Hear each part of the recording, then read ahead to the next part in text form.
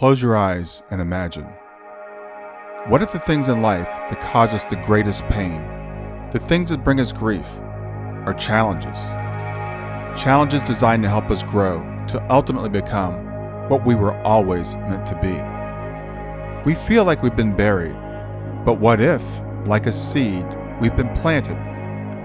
And having been planted, we grow to become a mighty tree. Now, open your eyes. Open your eyes to this way of viewing life. Come with me as we explore your true, infinite, eternal nature. This is Grief to Growth, and I am your host, Brian Smith. Welcome to Grief to Growth, everyone, where we explore life's most profound questions, who we are, why we're here, and how we can navigate the inevitable challenges of life. My name is Brian Smith, and whether you're a longtime listener or you're joining us for the first time, thanks for being here. Our mission is to help you transform grief and hardship into growth and understanding. And to that end today, I'm excited to welcome Patricia Saunders to the show. Patricia is a longtime teacher of Transcendental Meditation, having taught for years in the UK and now working at Maharishi International University here in the US. She's a best-selling author of the book, An Antidote to Violence, Evaluating the Evidence, that dives into the fascinating concept that meditation not only benefits individuals, but can also create societal change.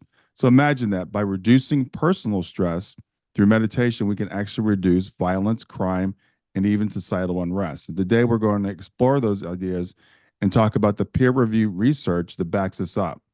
We'll talk about the Transcendental Meditation technique itself, what makes it different from other forms of meditation, and how it can really transform our lives by expanding happiness. She'll share insights of higher states of consciousness, how these stages of personal development can lead to deeper and more lasting joy and happiness, which is what we all want, right? And what it means for the future of our society if more people adopt this practice. So if you're curious about meditation's potential to create both personal happiness and a more peaceful world, you're in the right place today. So stick around for for the conversation. And after we have the conversation, join us at grieftogrowth.com/community to continue the conversation there. And with that, I want to welcome to Grief to Growth, Patricia Saunders. Thank you, Brian. Thank you very much for inviting me on. It's a great honor to be here, and I totally support everything that you've just said about your own podcast, and hope that I have something useful to contribute to it. Oh, I'm absolutely sure that you do have something useful to contribute. I was reading about your information you gave me to introduce, and you said, basically the purpose of life is life of creation is to expand the happiness, and I think the Maharishi said that. So could you tell me what that actually means? Yes, I can. I mean, happiness is something we all want. It's something we all feel we have a right to, and that we should be able to achieve. And I'm not talking about temporary happiness. I mean, we can find, temporary happiness in different ways. I mean, a very, a really nice friendship or a loving relationship, or, even a sort of wedding can make us feel happy, or the hobbies we have, or the work we have, if we enjoy it. And that's good. I mean, that's important in people's lives, all those things. But they are on the temporary scale, because, I mean, a friendship can change. Somebody moves away, so it becomes a little more distant. Relationships, well, we know what can happen with relationships. All these things are very temporary. So what Maharishi, who brought the Transcendental Meditation technique to the West, is talking about is a very deep, permanent happiness, something that is a very stable joy that we have inside, that we can develop inside, let's put it that way. So that it doesn't matter what we're doing, we have that stability inside, that sense of joy, knowing who we are. And whatever happens, we carry that with us. We don't lose it. And that takes some time to develop. But it does start with really the very first few meditations that we actually have. And I'm talking about transcendental meditation because it's the technique I do myself. I teach it and all the rest of it. But any meditation technique that somebody does, any credible meditation technique, should also, bring about the same thing. But I only know how to talk about TM, Transcendental Meditation, really. So Mm-hmm. that's what I'm going to talk about. And it's a very simple mental technique. It's practiced silently with the eyes closed, sitting in a comfortable position. It doesn't focus on breathing, it's not concentration. We don't have to try to clear our mind. It just allows the active thinking mind to settle down inwardly and experience what we call pure consciousness or the transcendent. And at that point, we transcend all activity of the mind and just experience peace and happiness. And it's an experience that's way beyond the mind and the senses. The transcendental state, well, what can I say about that? It's different to the states of consciousness we're familiar with, waking, dreaming, sleeping, and so on. It's a fourth state of consciousness that's beyond those three. All concept of, I think the relative world just fades away at that time, and the mind just slips into this universal field of peace and bliss, this universal field of consciousness that lies beyond the mind and the senses.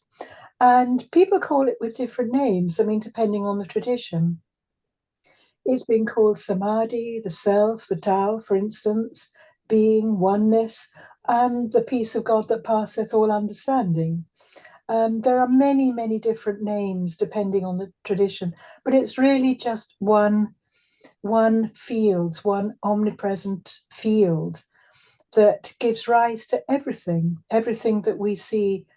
At least this is my philosophy and my understanding as well Mm-hmm. of the transcendent.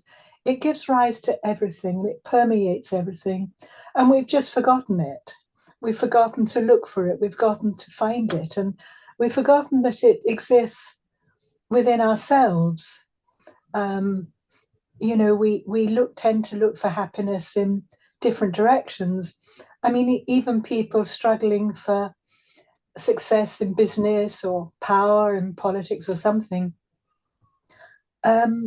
we all need happiness. It doesn't matter where we are. And we all need to find the transcendent and to experience the transcendent, because it's a little bit like the old method of dyeing cloth. I expect some of your readers anyway will be familiar with this. You have a piece of ordinary cloth and you want to dye it yellow, for instance. So you dip it in the dye, and in the old days they used to leave it out in the sun to fade it. And then they dip it back in the dye, leave it out in the sun would fade it, but not quite as much as the time before.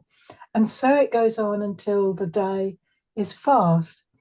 And that's really what's happening with transcendental meditation, is that we're dipping into the transcendent. And every time we experience that very deep peace, and that very deep happiness, then every time we come back from that, we bring something, a tiny little bit, back with us.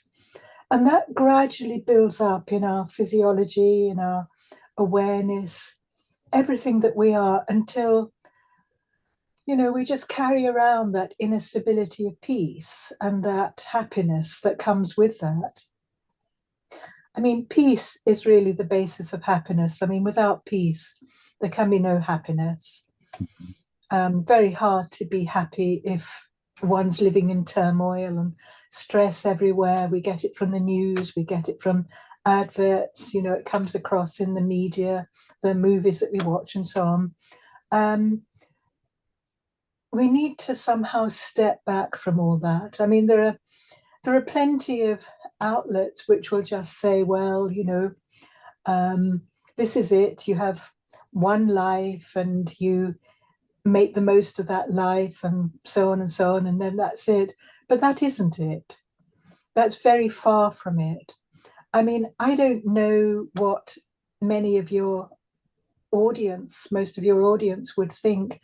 Um, I hold to the idea of, obviously, of reincarnation. I think that we live many lives until we reach a state of fulfillment, and then we're in a very fulfilled place wherever we are. But that's a sort of an aside, because one doesn't have to adopt any particular belief. One practices TM in the say that one might practice yoga or practice Tai Chi or Taekwondo or something like that. But all these things have deeper levels, which we can adopt if we want to. Mhm. It's enough to just practice TM for about 20 minutes morning and evening, um, just sitting in any comfortable position, not adopting any particular state. And that's enough. One can obviously go into it further. One can explore the knowledge behind Transcendental Meditation. One can take on advanced techniques, but you don't have to. It's not a belief system. It's not a religion. It's just a technique, simple, Mhm. mental, natural technique. And so, what do we actually get? I mean, you asked about happiness, the goal. I mean, you're really talking about the goal of life, and I think for really that the goal of life is to experience and increase that deep, long-lasting happiness that makes everything worthwhile, so that whatever we're doing, we're still inside, and we can't be knocked around like a football of circumstances. I mean, everything today, it's so there's so much turmoil, so much divisiveness and polarity and all the rest of it.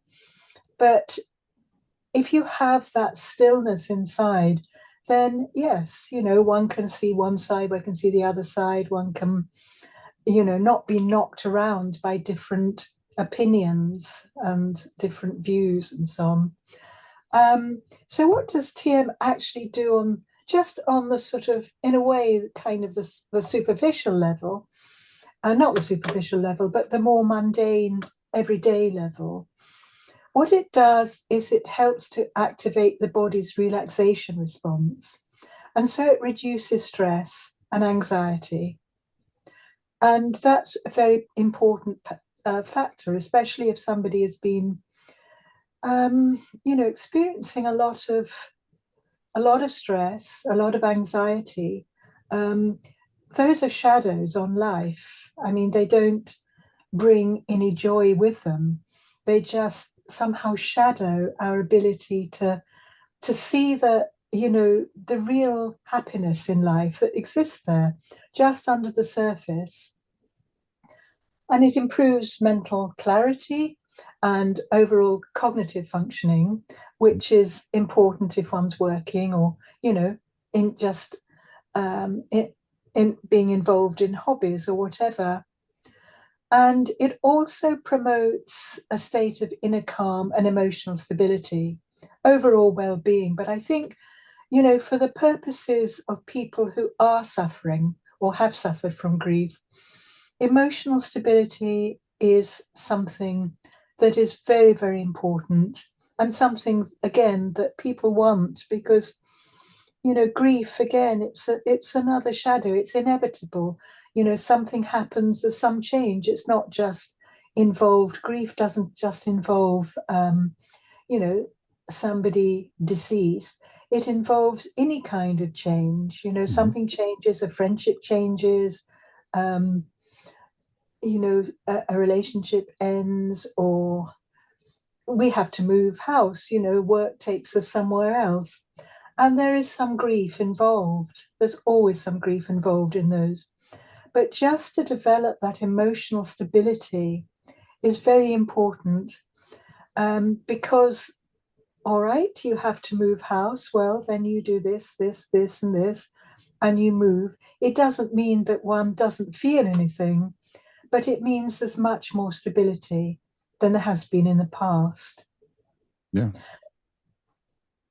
And I mean, I can go on forever, Brian. So No, if you, I can tell you're very enthusiastic about it, and that's awesome. And thank you for that explanation. I'm curious as to what brought you to TM. Did you practice other techniques before? What were you looking for? What's your background with it? um, I didn't practice any other techniques, but I was definitely searching. I mean, I searched in all sorts of different ways. I mean, I read books on theosophy, for instance, which um, was sort of prominent and popular in the, I don't know, the 1920s, 1930s.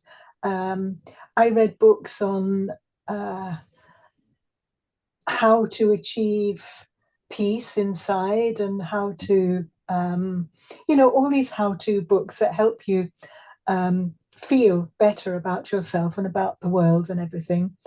And I was a little interested in astrology, for instance, and I started reading up on that. And then other things came in. I explored the religion I was brought up in, which was Christianity, quite extensively at that time. Hmm. Somehow, it, excuse me, it all helped, but nothing quite filled what I was looking for, the gap that was there. And then I happened to, actually, it's quite funny, really. I happened to bump into my dentist's wife in the parking lot. And she had organized a talk on transcendental meditation because both she and her husband did it. And he was my dentist. So, I was quite interested because I didn't somehow associate my very staid, respectable dentist with practicing some rather weird sounding meditation technique from that came from another culture. So I was curious, so I went along. But, the person who gave the talk was a wonderful individual. And I just had the feeling, this is it. I have to do this. At least I have to try it. So I did, and I've never looked back. I Mm. took advanced techniques, became a teacher of it, and of course ended up in the United States. And I came here to begin with anyway to be on a very long meditation course, which was designed to not only help individuals experience deeper levels of consciousness, higher states of consciousness, but also had the aim of reducing crime in the US and just generally improving the quality of life. And it was called the Invincible America Assembly. Mm. So I went, I spent time on that. It's actually very interesting what happened with that, actually, if I can um, just move ahead a little bit. You did say I could Sure. ramble. I'm very good at rambling. That's never a problem, That's actually. awesome. Please do. Yes. So, yeah. So the actual course began in 2006, Hmm. but the main part of the experiment was between 2007 and 2011. So, what happened? About 2,000 people came together all in one place and practiced both transcendental meditation and the more advanced transcendental meditation city program, which is just an advanced TM program. And we practiced it together. And then after a while, between 2007, it's quite interesting because um, those who were researching, who are measuring the connection between the numbers practicing transcendental meditation and the crime rate, and for instance, the amount of uh, drug overdoses and I think car accidents and other accidents within the US, saw that it was going down. So they were all going down very considerably. The details of all this, by the way, are in my book, Creating a Happy World. So I don't have to go into all the details, but Hmm. just to say there was an undoubted connection between the build-up of numbers in the in Fairfield, in the domes where everybody came together and practiced TM, and you know, this improvement in the quality of life. It's been seen before. It's been seen ever since 1974, actually, which is quite interesting. And I think it was soon after that that the first published paper, peer-reviewed paper on the phenomenon was actually, uh, was actually published. Hmm. But there, since then, there have been something like 20, 21, 22 other studies that have been done that have been published in very reputable journals, um, social science journals, conflict resolution journals, and so on. The thing about measuring all these different variables like deaths, homicides, fewer homicides, or fewer drug overdoses, fewer car accidents, and so on, is that they are not related. Normally, somebody might, a researcher might measure one of these, like homicides, for instance, a decrease in homicides. Sure. And they see there's a new initiative that the police are doing. So the city or the wherever the town is looked at, the statistics are measured, and they can see a result, but they won't necessarily see a result in decreased car accidents or decreased drug overdoses. Right. These things are not necessarily connected. And yet, when we had large enough numbers of people practicing TM and its advanced programs in the domes in Fairfield, then there was a very, very noticeable decrease in a lot of different variables. Mm. Now, of course, those 2,000 people had to be financed. So sponsorship came from some very wealthy individuals who were in a position to be able to do that. Hmm. And that succeeded between 2007 and 2011. But of course, in 2011, the inevitable happened and the finance was no longer readily available.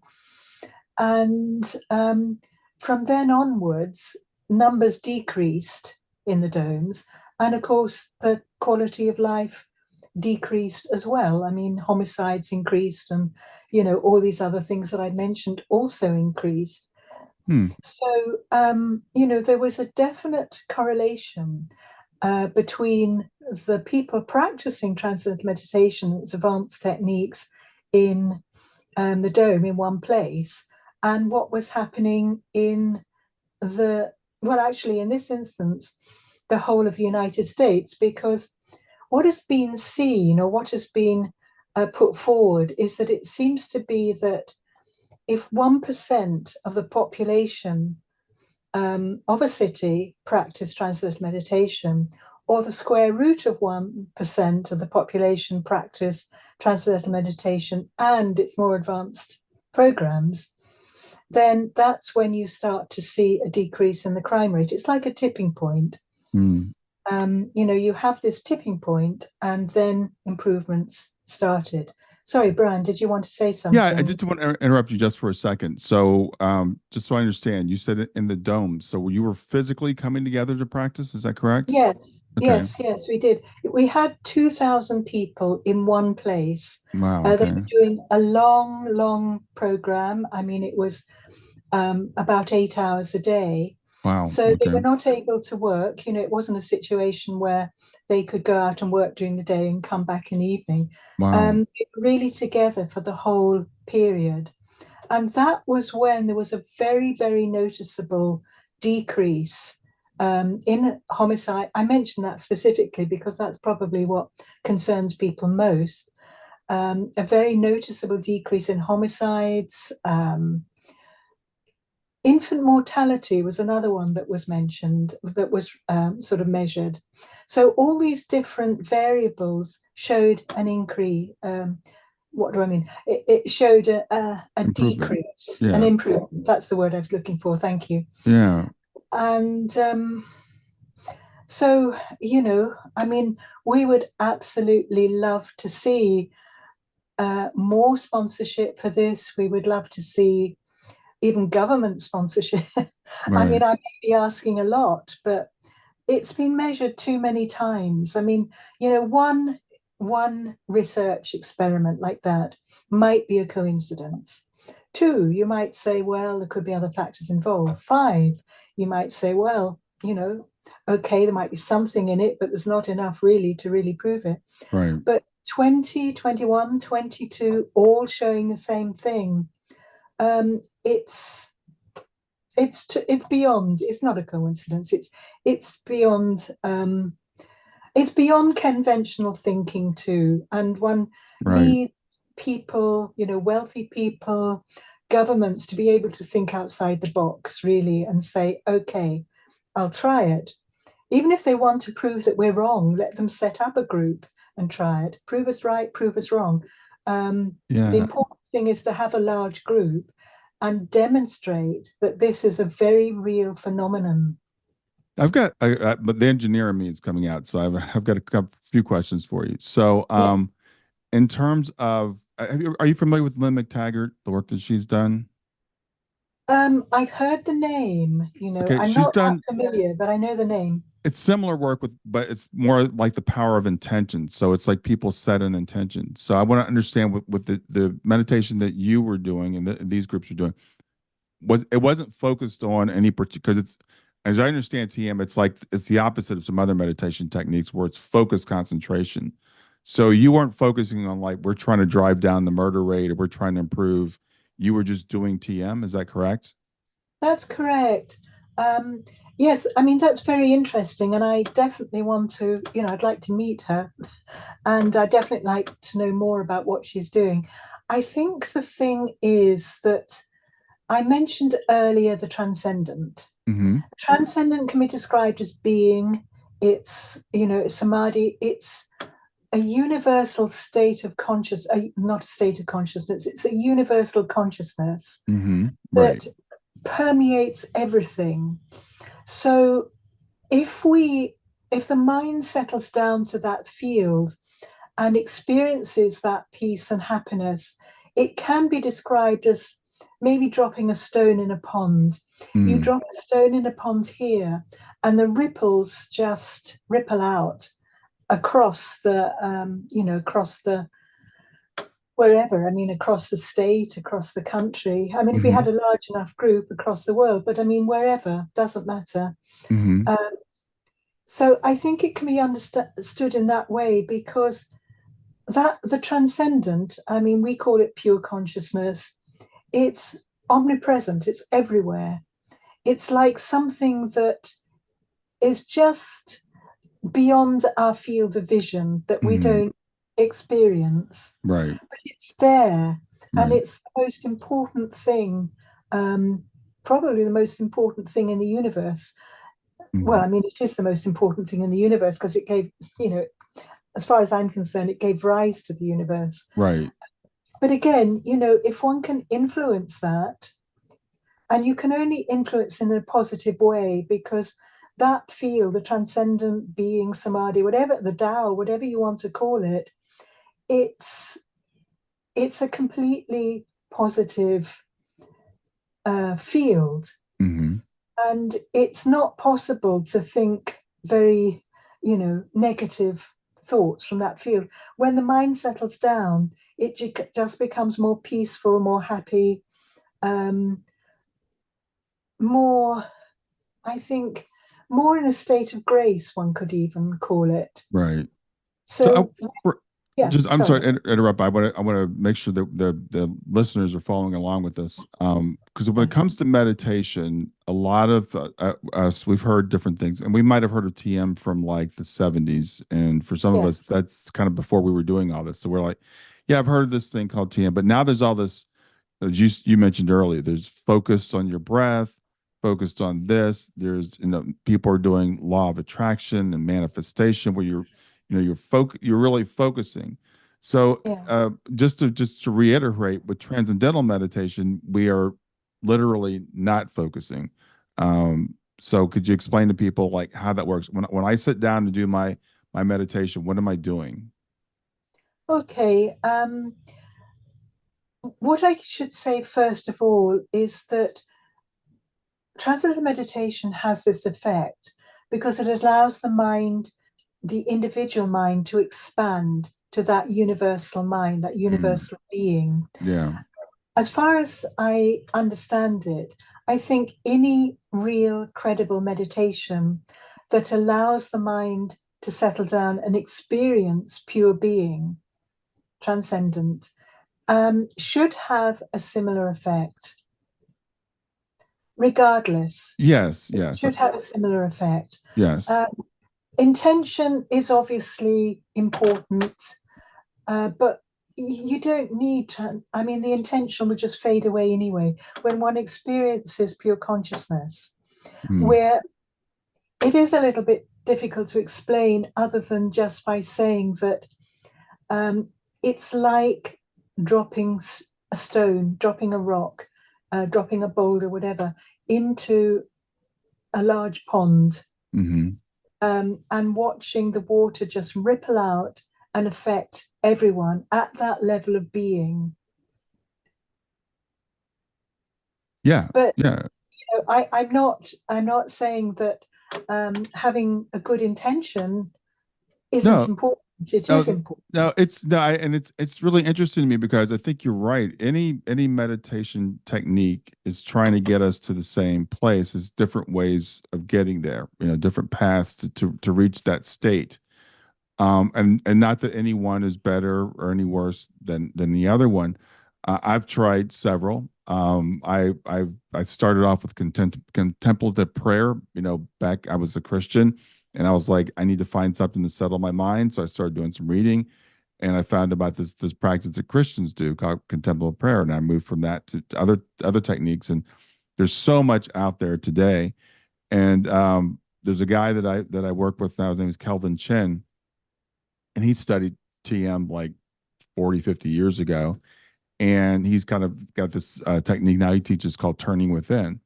And what I noticed with me anyway, it was a bunch of unlearning because we are so focused, especially in the West, on technique. How do I do this? And he's like, stop trying. It really kind of comes down to that. Yes, it's true. I mean, you know, I think any meditation, any credible meditation, will have the same effect. One thing I will say about intention is pretty much what I think about prayer. Um, People pray, and if they pray, they're expecting, they want a result, or they want to feel they've had some impact on someone somewhere, Mm-hmm. in a positive way, Mm-hmm. healing of some sort.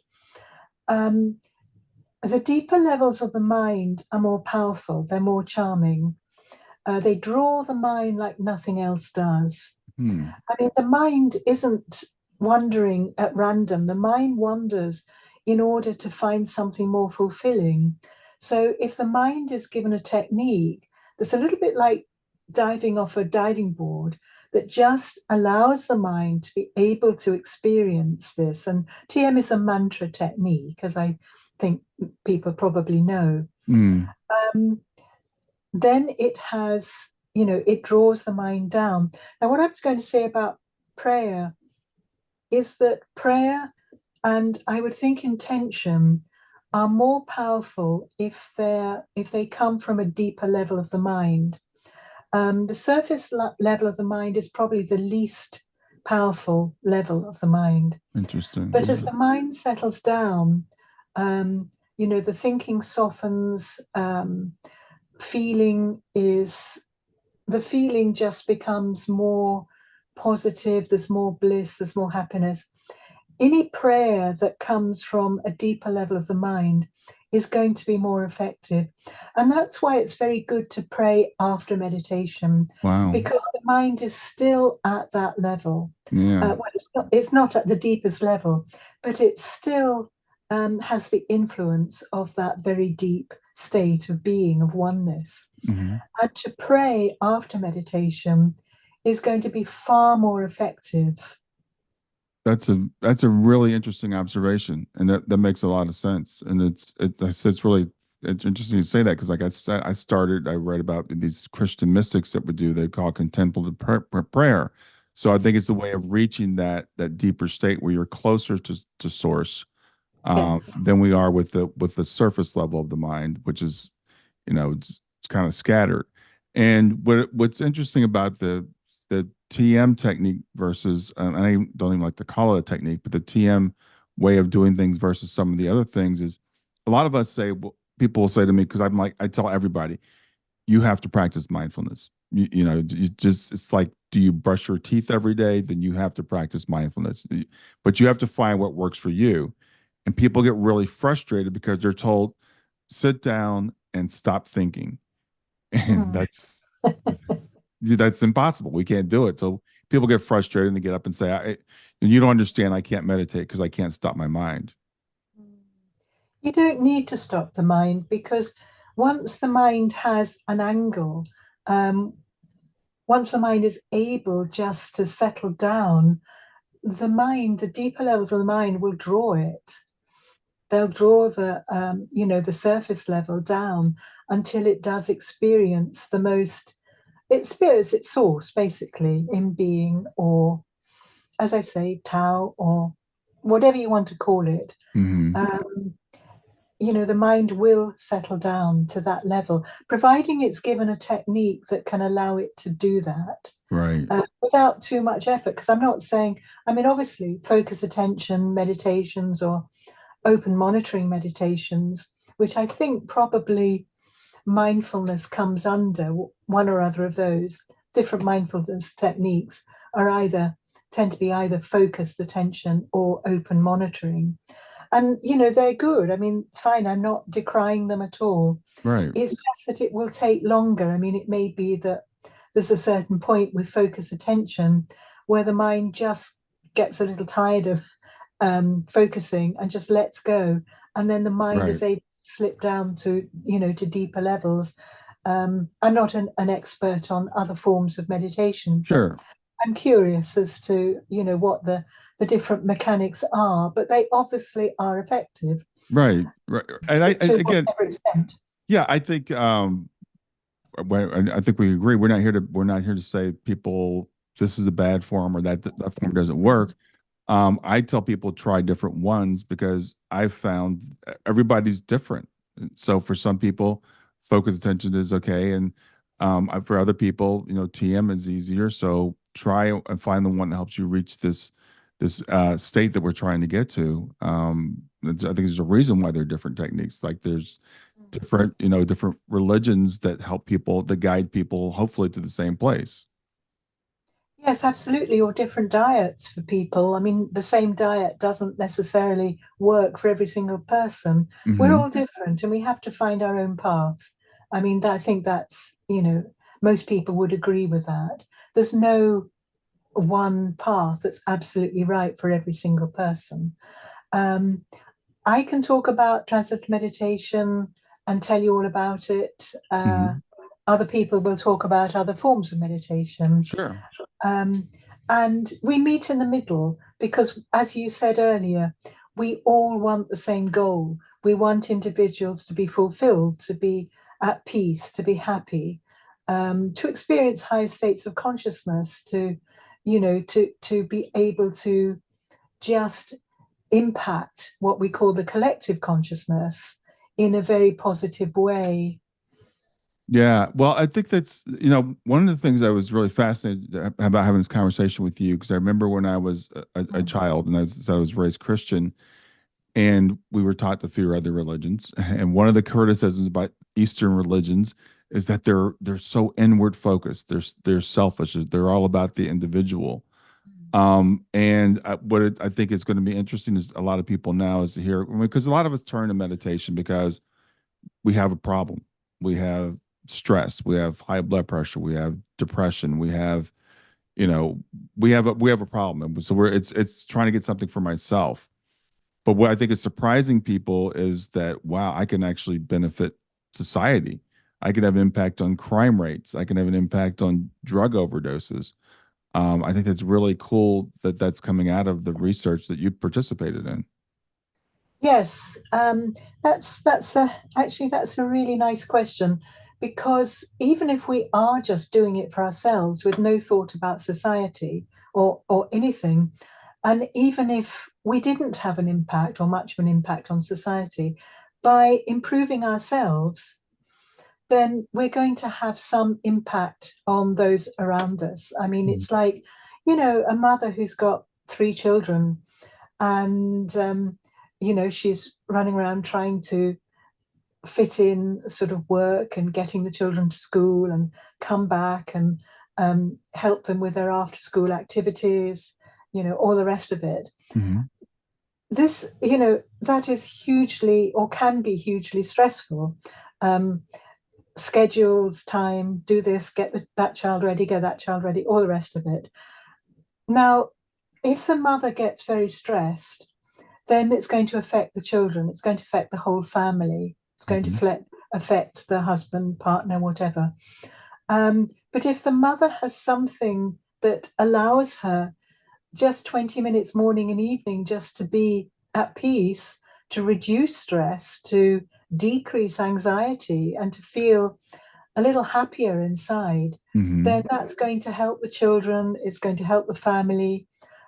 So even if she's just doing it for herself with no thought of um, family or anything, sorry, with no thought of society, Mhm. then that's valuable. That's really valuable. Oh yeah. And of course, the added blessing to this is that we can have an effect on society. We do it through collective consciousness. I mean, when you asked earlier about the mechanics, I think that the best way to explain this, apart from the stone in the pond, is the idea of collective consciousness.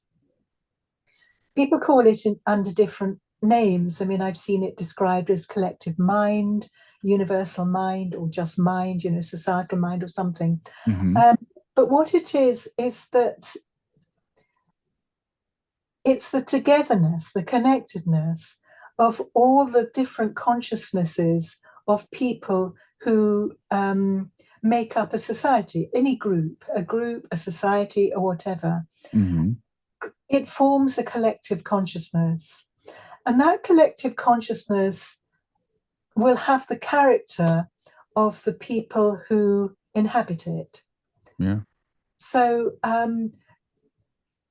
it can be influenced in a positive way.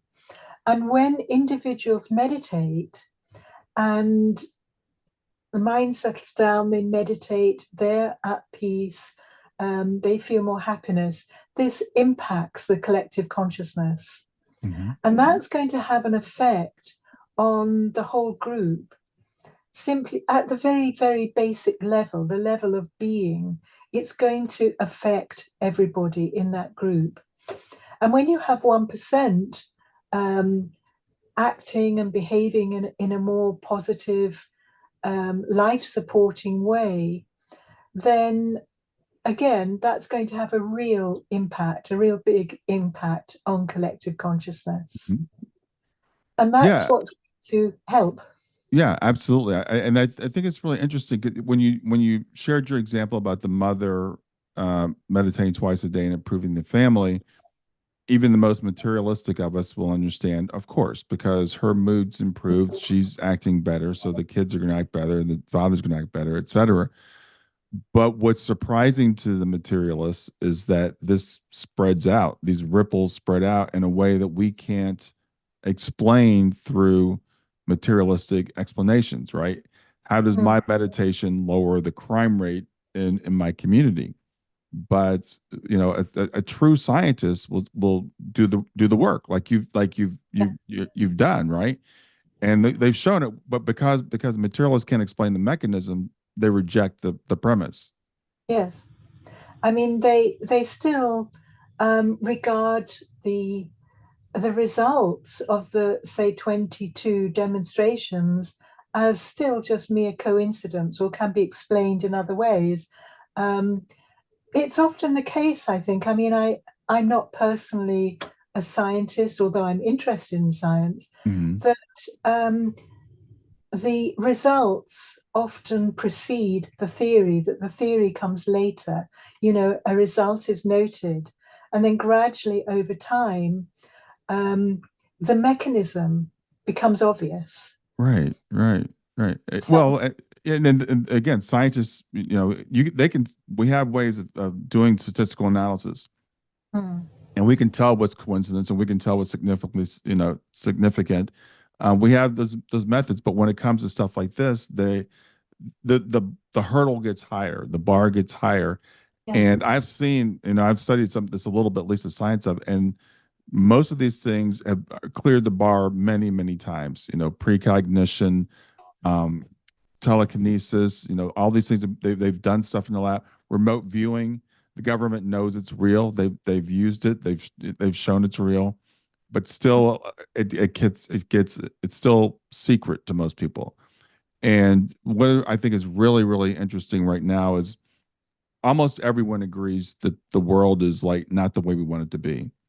No matter which side of the political spectrum you're on, we're all agreeing that there's too much violence, there's too much separation, there's too much conflict, and there's a lot of frustration. I hear people say, "Well, there's nothing I can do about it," and I like to be able to tell people that there is something you can do about it. And what you're offering with this book and with the work you've done is there's hope. There's something we can literally do about it. yes, absolutely. I can only recommend that people read my book and other books, of course, around the Hmm. same Hmm. subject and decide for themselves whether this is a real phenomenon. Um, but all I can say is that the results speak for themselves. Right. We can influence our environment. Um, yeah,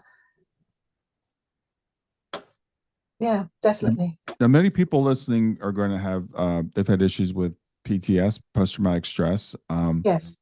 substance abuse disorders. We all are familiar with, Yeah. whether it's for ourselves or our loved ones. And I know the David Lynch Foundation for research has shown that these techniques can be effective in dealing with those things. Can you tell me a little bit about that?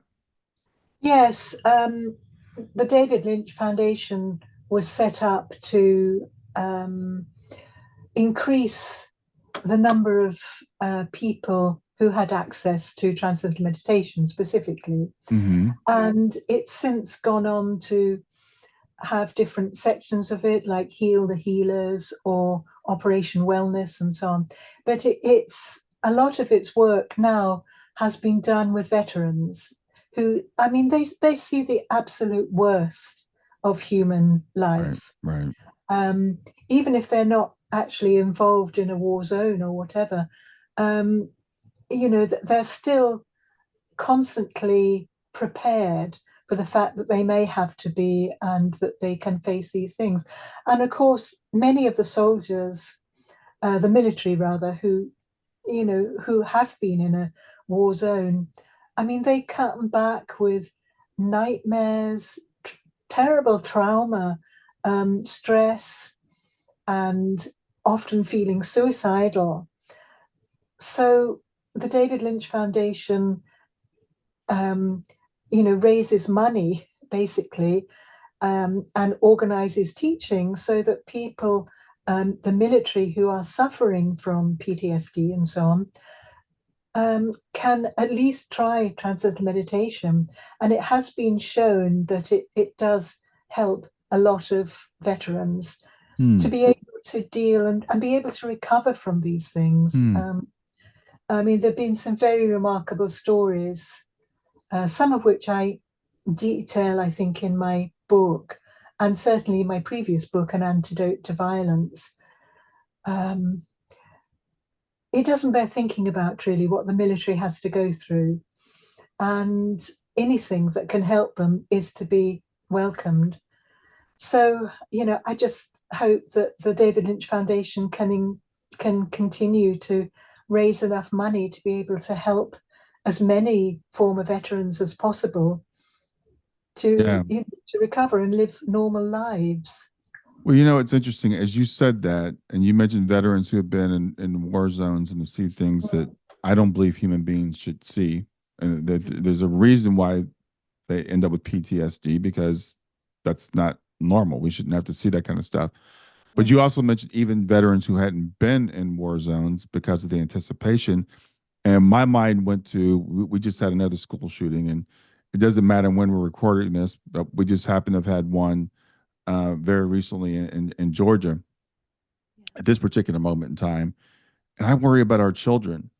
And I worry about not only the ones involved in school shootings, but the drills that they're going through preparing for school shootings. And I believe that's a form of trauma. If you're going to school every day thinking that you might be shot, you've got to practice for this. So yeah, I just kind of I don't know if you've done any work with children or looked at anything like that, but I would love to see in our society teaching our children mindfulness techniques so they have those tools when they grow up to be adults. Yes, I mean, I think that's absolutely right. I mean, mindfulness techniques, obviously transcendental meditation, or any form of meditation that can help children to um, to be more mature, basically, to be more developed as human beings, um, to be less stressed, to be less anxious. I mean, where transcendental meditation has been introduced into schools, then there's been a really big difference between, for instance, even the academic grades go up, Mm-hmm. anxiety goes down, violence in school goes down. And I'm sure this is the same with other forms of meditation as well. But I only know what happens Sure. with TM. And, I really would like to see, I share your desire for every school to be teaching some form of meditation, whatever it is, anything that works has got Mhm. to be good. And I would personally advocate for transcendental meditation, but I'm just aware that it's more important that society improves, that children have the best possible start in life, and they're not hampered by violence and gangs and drugs and everything. I mean, it's a terrible start in life, and I really think schools should be addressing this. Mm-hmm. It's funny as we are talking about this. I'm thinking about if we were doing a drug ad, an ad for a pharmaceutical. Oh, it can help with PTSD. It can help with anxiety. It can help with depression. It can help with blood pressure. It can help with blah, blah, et cetera, et cetera. And then the next question has got to be, well, what are the side effects? And it's the one thing that you can do where there are no negative side effects. I've never seen any downside to any mindfulness technique at all. No, no, not at all. Um, and there shouldn't be. I mean, there shouldn't be. I mean, very occasionally people have come to learn who have, or want to learn, who have severe um, mental challenges, let's put it that way. Mm-hmm. And we always advise anyone to go by the advice of their doctor, and to keep in touch with their doctor, basically. Mm-hmm. That's for their sake. It's for our sake, it's for their sake, or whatever. Sure. Uh, as far as I'm aware, that there are no side effects from TM.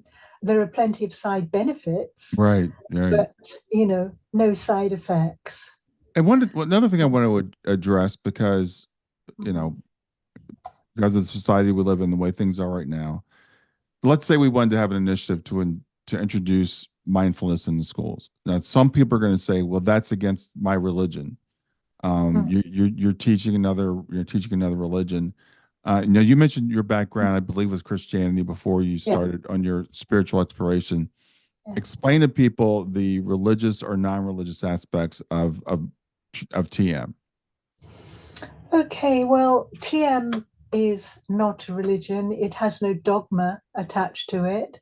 There are no do's and don'ts. I mean, we teach people the technique, and hope that they they follow the instructions. Hmm.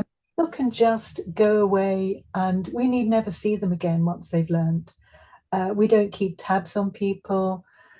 Um, it's just a simple, natural, innocent technique that can be practiced by anyone of any religion. And I mean, there's at least one or two schools in Thailand, which is a Buddhist nation, Hmm. who have introduced Transcendental Meditation alongside their Buddhist religion. Hmm. And the same thing, I think, in the West with Christian, Christian countries, schools in the UK, schools in the US, a lot of schools in South America are very strongly Christian part of the world, Hmm. have introduced Transcendental Meditation. Um, Very occasionally, there are there are Christians maybe who do object, but it's less and less now because they see the results. And the results, as I say, as far as children are concerned, give children the best possible start in life. Hmm. Well, I love Um, what you said earlier about uh, doing your meditation and then praying. Right? There's no yes, reason why you can't pray what in whatever particular way you want to do after you do your mindfulness, your settling. yeah, I think it's a wonderful way to go, and I could tell a quick story. People have listened to me have heard this before, but when I first started, I was going to this evangelical church, and I would go to church on Sunday morning, and I would go to a yoga class afterwards. And one of my friends is like, "Oh, you can't do yoga. That's bad. You're opening up your mind, and if you open up your mind, you never know what's going to come in.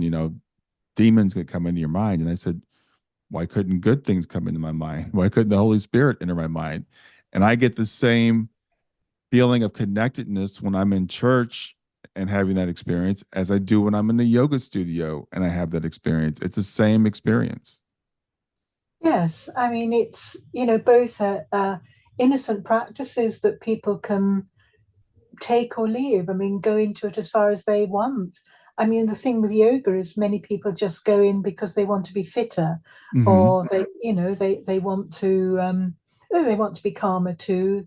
They feel it's going to benefit them in different ways. Nobody has to believe in the yoga tradition in order to practice yoga. They just go to their local town hall or school or whatever, learn Hmm. yoga, come back, go to church on Sunday. There's no conflict. And I like to think it's the same with Transcendental Meditation, that um, that there is no conflict really.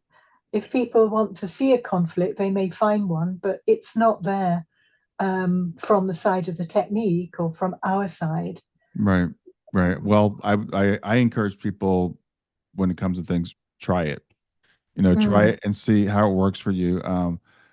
That's like I said, there's no downside to it. Well, Patricia, we're coming to the end of our time. I want to thank you for the conversation today. I know in the introduction I mentioned your earlier book, but let's talk about the books that you have and tell people if they want to reach out with you, if there's a way that anybody can get in contact with you. Okay, so both books are available on Amazon. The oldest book is An Antidote to Violence. I Hmm. wrote it actually with another author, Barry Spivak. And my latest book, Creating a Happy World, is also available on Amazon. I do have a website. It's peaceful-worlds.com, and I put worlds with an S. So it's Okay. not just peaceful worlds, it's peaceful worlds, so that all worlds within worlds, different communities can feel I part love of that. that. Yeah. And so peaceful-worlds.com, my books are on that. And there's also a link from that to Amazon as well. So they can look it up and buy it if they want. And I would Awesome. like to leave everybody with just a phrase from the Bhagavad Gita. Awesome. It Yeah. says, "For one without peace, how can there be happiness?" So peace is very important. So we allow ourselves to become more peaceful, we experience more happiness. And that enables us to impact our environment. Well, yeah, I think it's great. And again, we can impact our environment in very real ways. Sometimes people think, okay, well, just praying doesn't do anything, just wishful thinking doesn't do anything. It absolutely does. Your attitude matters, and we can change the world. So thanks for sharing that with us today. Thank you, Brian. Thank you for inviting me on. I've All right. enjoyed it. All right. Enjoy the rest of your day. Okay, thank you. Bye.